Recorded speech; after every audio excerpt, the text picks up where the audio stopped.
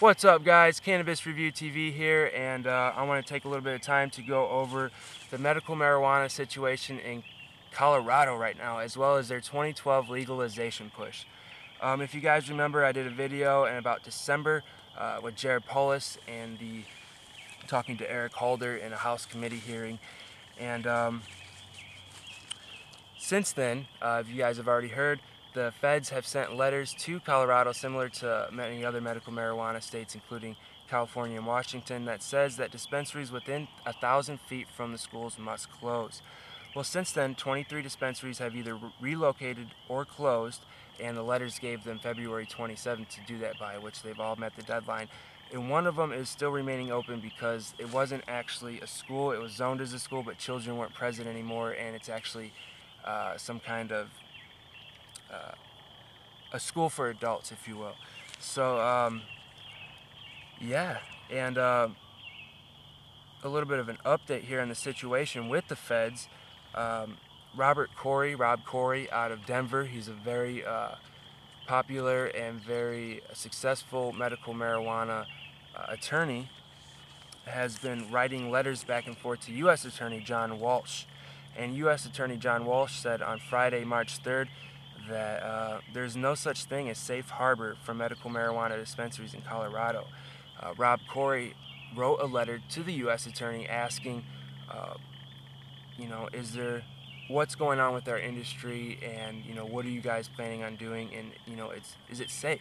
Because the industry in Colorado is legal, it's supported, and by law enforcement, by politicians, as well as the people of Colorado. So this is definitely something that the federal government is going to have a hard time interfering on. Because unlike California, which is kind of fractured and broken in their support, Colorado has a pretty unified support for this industry, and it's very successful. It's the only legal for-profit medical marijuana cannabis industry that we see today, and it's the model for most other industries going into the future here. And yeah, the U.S. Attorney said that to Rob Corey, that there's no such thing as safe harbor, and to tell your clients that there is would be, uninformative and untrue.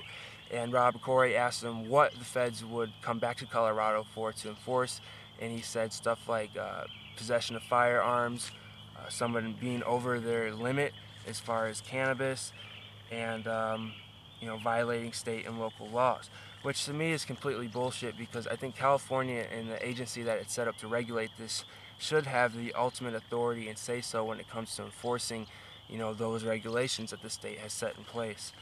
And also the new DEA representative in California, Barbara Roach, completely dismissed medical marijuana value, and she says, quote, "No known medical value is found with cannabis," and she says that federal law prohibits medical marijuana and that it's still illegal. She even went even further to say she's going to find somewhere in the state that doesn't have medical marijuana to live.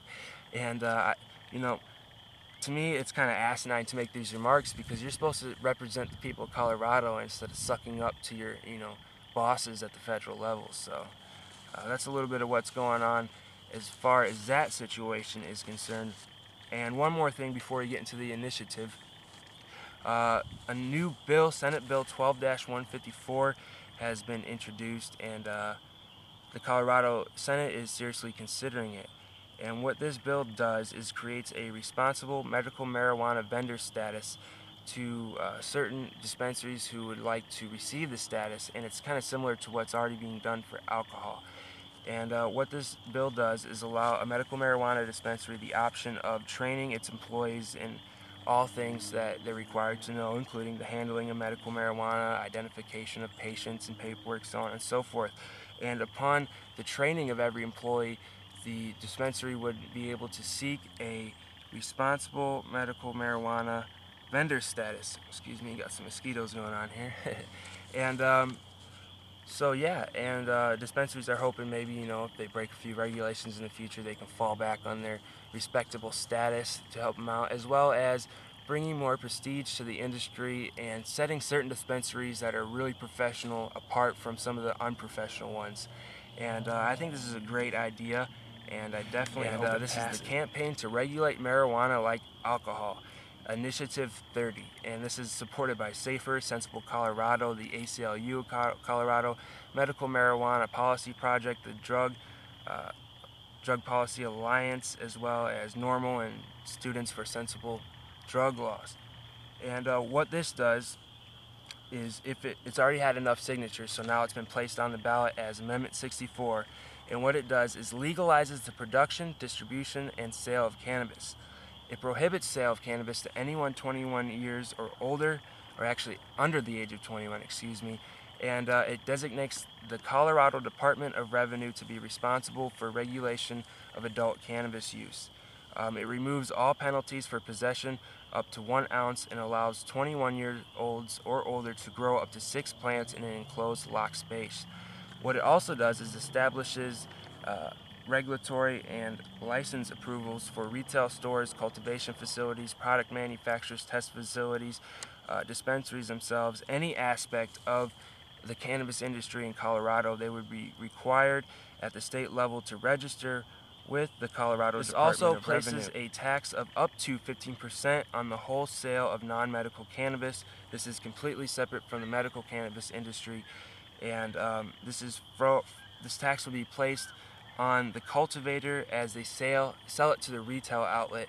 So this is for the person who grows and supplies the cannabis. They will be placed with the up to 15% tax, and then once it reaches its retail location, there will still be a state sales tax that is also collected on it.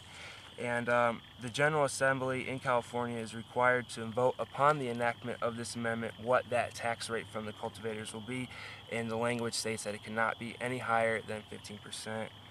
And yeah, this has no effect on medical laws and no effect on medical marijuana patients. There's no tax on medical marijuana patients. And for anyone who's 21 years or older, you would only be required to show a state ID to purchase cannabis. So it puts cannabis on the same level as alcohol, really. It's a very, very awesome bill.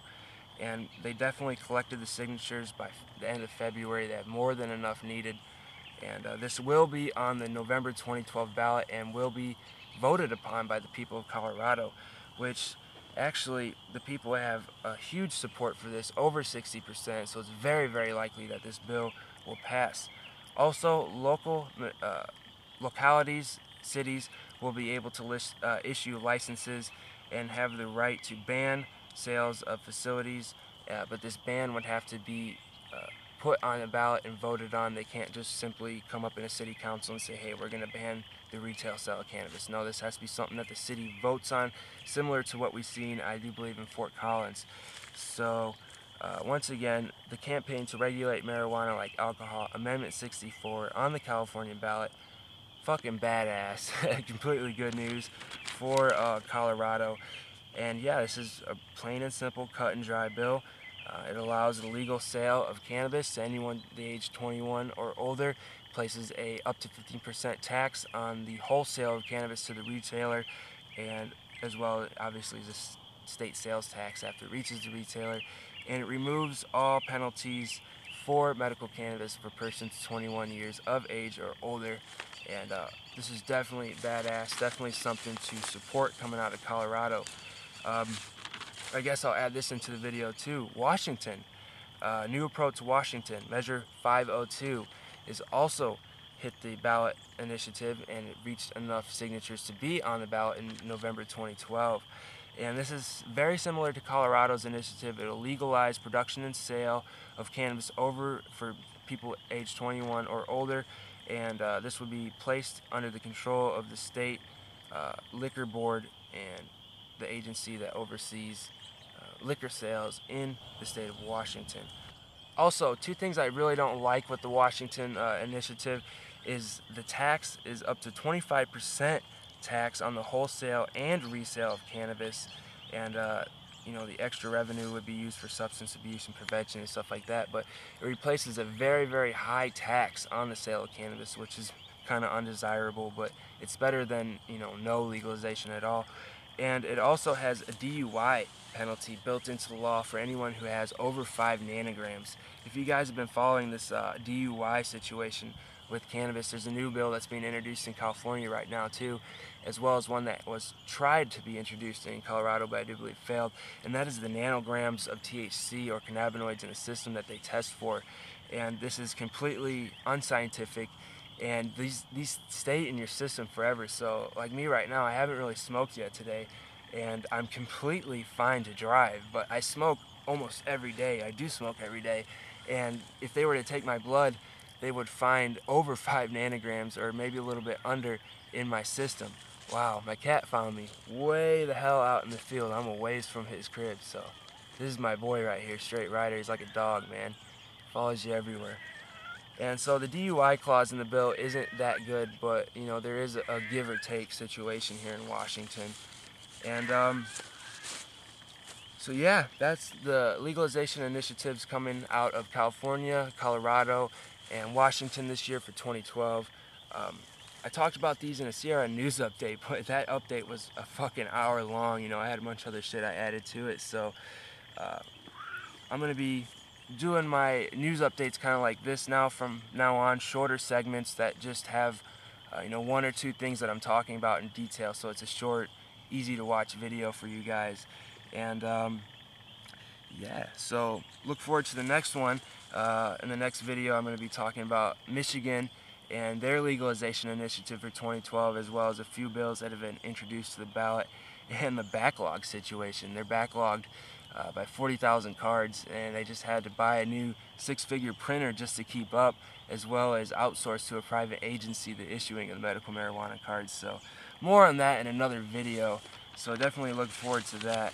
And as far as the CRN news goes, it's kind of hard for me to condense all the news that's coming out on a weekly basis into a short 15-minute video for you guys to absorb. So I'm still going to be doing CRN news segments for video, but in the future, look forward to this. I'm going to be switching my news format over to an audio podcast, and this will be a CRN news podcast that'll run between 45 minutes to 3 hours long, and it'll cover all the news for that week. So I'm going to be getting this set up as soon as I get moved out and situated. So definitely look forward to the podcast that's coming out, and I'll probably have a live stream while I'm recording it and stuff, but I need to get a mic and a few more pieces of equipment before I'm able to do that. So definitely look forward to that change of format as far as CRN News is concerned. And I might start podcasting for other things too, but right now I think the news is something that will really be good to get on a podcast. So, you know, I have a lot of time, you know, a couple hours to go over the whole news scene for that week and discuss it and its ramifications and effects on us, the members of the cannabis community. So, once again, Initiative 30, Amendment 64, the legalization push coming out of Colorado, is running very strong right now and has a very, very high chance of being passed in November. And if it does, man, fuck, it'll be the first state to legalize the recreational use of cannabis, and it would just definitely create a big boom for the Colorado economy. So definitely check it out. You can go to regulatemarijuana.org, that's their website, and yeah, I'll leave a link for you guys down below. Check that out, and as always, guys, stay tuned, stay stony, and stay subscribed right here on Cannabis Review TV. Peace. Say bye, Claudio.